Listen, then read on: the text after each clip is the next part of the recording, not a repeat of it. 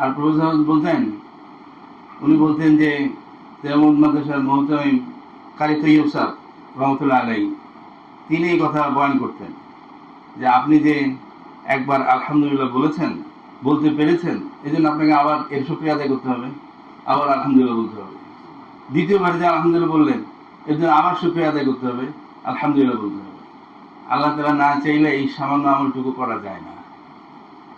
এই কয়েকদিন আগের ঘটনা, আমি মসজিদে ঢুকছি, মসজিদে ঢুকে দোয়া আছে না, বিসমিল্লাহি ওয়াসসালাতু ওয়াসসালামু আলা রাসূলিল্লাহ আল্লাহুম্মা আফতাহ লি আবওয়াব রাহমাতিক।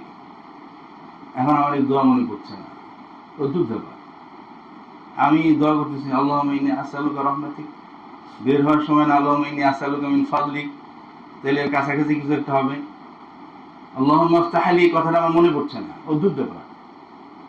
আল্লাহ তাআলা না চাইলে জানা জিনিসের উপর আমল করা যায় না।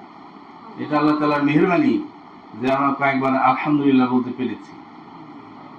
আল্লাহ তাআলা আমাদেরকে এরকম অসংখ্য নিয়ামতের মধ্যে রেখেছেন। কত নিয়ামত, কত গুণবান।